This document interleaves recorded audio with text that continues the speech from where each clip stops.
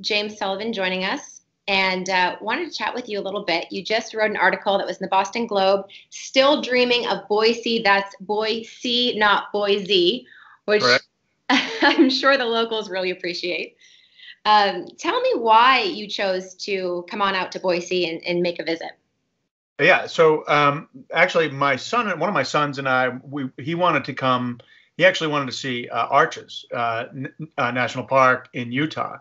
So we planned a trip to go from Denver to Arches to Boise. And he was very interested in the city itself as well. And I was too, because all my kids were born in San Francisco. My wife and I are Massachusetts people, but we lived for 10 years in San Francisco, and all the kids were born there. And I knew that, something that I wrote about in this story, that the overcrowding and overhype of San Francisco is forcing a lot of people out, and people are finding other places to move. And I knew that Boise was one of them. So I really wanted to see it for myself and for my son's sake. Okay. And so what were your expectations coming into Boise, and how did we compare? One of the things that I wrote about in the story was the fact that David Lynch grew up in Boise, which I actually talked to a couple people in town, and they were like, "Oh, I didn't know that." So it's interesting. Like, it's a little bit under the radar, I think. But my son and I share sort of a, twisted sense of humor and really like David Lynch's films. So on our drive, we knew we were going to be driving long distances between the cities, Denver, Salt Lake, and to Boise. And so we listened to some of David Lynch's autobiography on, Audible. Okay. And so we were sort of prepped for the oddball side of Boise, which, I'm always, anytime I visit a new city, and I do it a lot, I'm always looking for the quirky.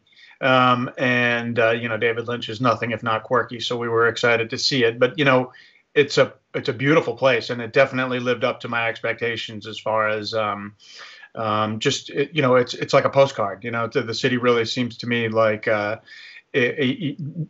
of the things about about Boise is that the homes really, well, a lot of things reminded me of the San Francisco Bay Area, and I'm sure that those folks that are moving from the Bay Area to Boise are finding these things out. But there's a neighborhood on the Oakland-Berkeley line outside of San Francisco called Rock Ridge, and my wife and I used to always go over there and look at the houses and say we would love to live here someday, because it's all those sort of craftsman style cottages.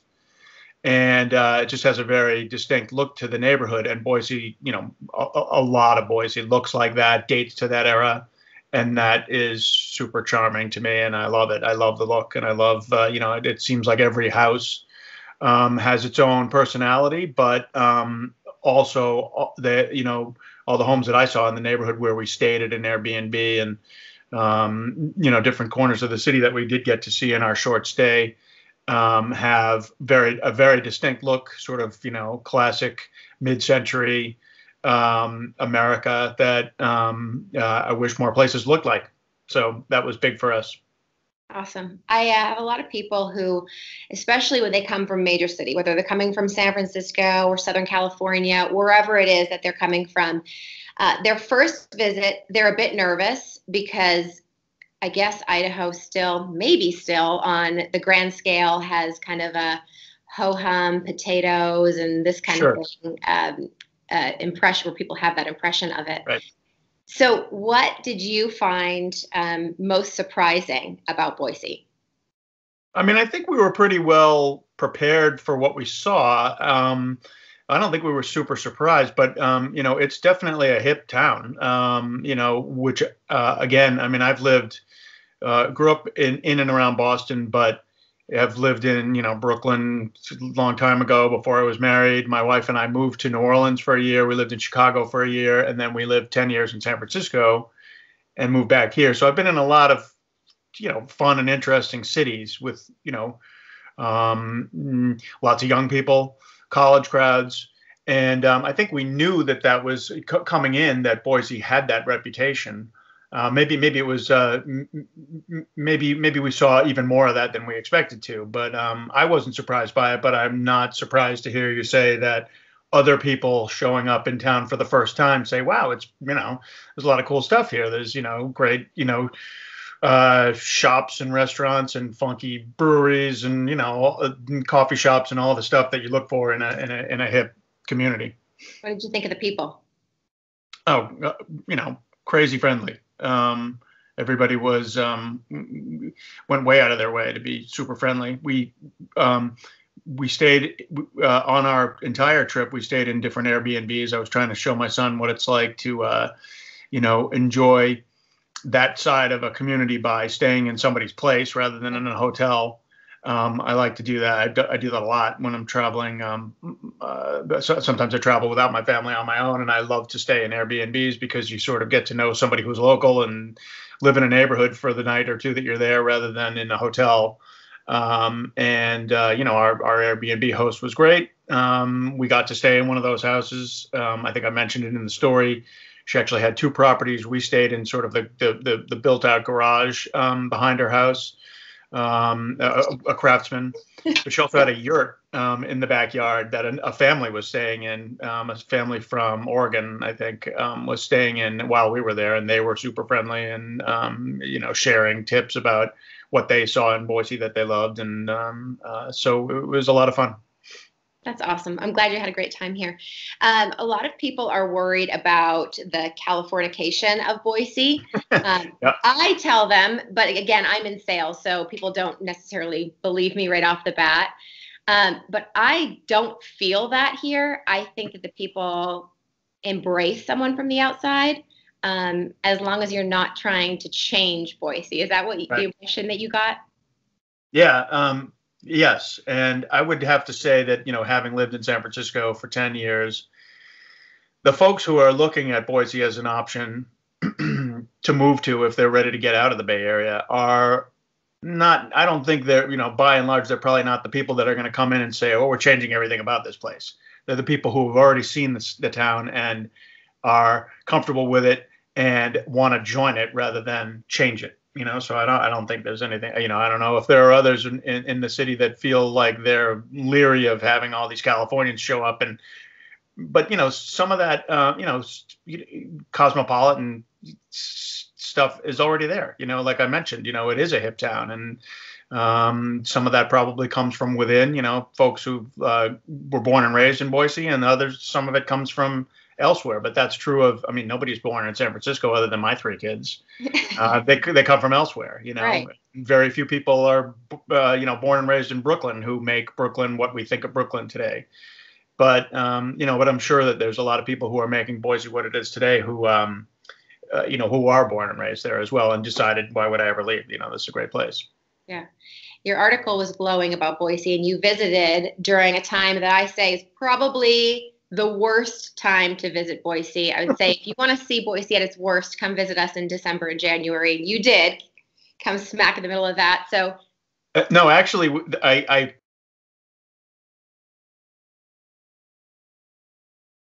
the article. Yeah, the story didn't run for a couple months. No, we saw it at a good time of the year. Yes. So you got to enjoy the outside. The weather was great. Yep, the weather was great. We we didn't have enough time in town to go hiking or do anything, outside of town necessarily. But we did go to the old penitentiary, which is, I made a bunch of references in that story to the connections between, my old home in San Francisco and Boise, which is one is everybody from outside the place mispronounces the name or calls it by a dumb nickname. In San Francisco's case, San Fran or, Frisco. And if you live in San Francisco, you wouldn't be caught dead calling it that. Same with the Boise, not Boise thing. And, there were a number of other parallels. In fact, the hills near the home that we stayed in really reminded me of the hillsides where some of the neighborhoods are built around the Bay Area.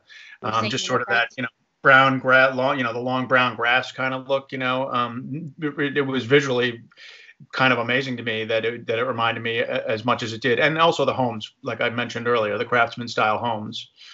So there's a number of ways that the connection was that I made the connection to San Francisco. And another one was the tourist trap of like I said, the old penitentiary, the idea that, well, if you're coming in to visit, one of the things that we have to offer you is to go see the place where people used to be jailed here. And obviously people go to Alcatraz in San Francisco and we were pretty impressed by the old penitentiary. Actually, we walked around there. There's the there's like some kind of garden or arboretum or something. Botanical gardens. Yep. Botanical garden, exactly. Yep. And so we saw that, and we were pretty impressed by the attraction of the old jail too, and obviously it reminded me of Alcatraz. Yeah, for people who have not been to Boise, people hear a lot of positives. We make every top 10 list that there is known to man. We've seen a dramatic increase in home values, and that's expected to continue this year as well. What would you give people as advice heading into Boise? You saw it for the first time. What would you not miss? What would you do? Where would you stay? I think I'd probably recommend. We didn't even look at the hotel scene because I was interested in the Airbnb thing. So from my perspective, I'd say stay in an Airbnb, get the flavor of a neighborhood, get to stay there. And the other thing I would say is stay longer than we did. We were there for 1 night and 2 days, and I would have loved to have stayed longer. Those would be my recommendations. But it's a little bit of a sprawl, but it's a very manageable city. You can see a lot. And when I come to a new place, I tend to hit the ground running. And if somebody's with me, like my son was this time, I don't let people sit still. Come on, we got the next thing to see. Like, we're only here for a finite amount of time. Let's see as much as we can. And I mentioned the James Castle house. There's a great artist from Boise who has a number of exhibits around town at the museum, and there's also the home that he grew up in, and those places I would recommend too. But there's a lot to do just in the downtown area itself. So you can kind of just park it there and start walking in bigger and bigger circles. Cool. I'll wrap it up with one more question. You've traveled a lot through the United States. Yep. You compared it to San Francisco. Is there any other city? A lot of people, when they relocate here or consider relocating here, they want to know, what is it like? And I can usually compare it to some smaller city. Is there one that sticks out to you as a flavor that we're similar to? The thing that pops into, I don't know how close the connection would be, but I've spent quite a bit of time over the last few years in Nashville, and Nashville, East Nashville in particular, has similar homes. So the neighborhoods look like the sort of craftsman style cottage houses that I'm talking about. And I know Boise has other kinds of architecture, and not every neighborhood looks like that, but that's kind of the image that keeps sticking in mind for me. And so from a neighborhood perspective, that's a connection I would make. Okay. Yeah. I'm curious, what do you tell people? What do you connect to other cities? I've been to Nashville. I think that it's very similar to Nashville. I saw some similarities in Denver. Mm-hmm. That old feeling in the east, I guess you're probably in the north and the east end of Boise. Mm-hmm. The north end probably has a similar feel to a neighborhood in Boston, in New England. I feel that in the fall, especially when the leaves are all in bloom. It feels like an old New England town built in the 1900s. So, right. But I do think it's just uniquely itself. Yeah. It's something, and especially for me, coming out of Boston, and I've lived all over the country as well, but Boston people are pretty proud and stay true to their roots, and Boise really is another home to me, Yeah. So I think that it's a special place. And I'm glad your article made me so happy when I saw that. I was like, look at this, it's written up in the Boston Globe. That's a big deal. So I appreciate that. Was there any negative you saw in Boise? No. And you mentioned Denver, not to knock Denver, but it's a little bit bigger, a little more of an unruly city, and there were a couple of uncomfortable experiences in Denver. And Salt Lake has a little bit of a undercurrent going on that was sort of make sure we steer in the right direction. I didn't see any of that in Boise, and I honestly, no. I mean, I wrote the travel story in the Globe the way I did because I did come back thinking, wow, what a neat place. I can't wait to go back. And my son, who's 20, has been talking about moving away and getting out on his own somewhere. And he's kind of doing what my wife and I did when we were younger, which is just kind of look at the map and pick a place. And that was one of the reasons why we went to Boise. And, I've been thinking, my wife and I have said, wouldn't it be cool if he decided to move there? So we'll see. So cool. Tell him to look me up if he does. Absolutely. And you guys do as well when you come back this way. That sounds great. We look forward to it. Awesome. James Sullivan of the Boston Globe, thank you so much. I truly appreciate it. Happy to do it. All right. Talk soon. Okay. Thanks.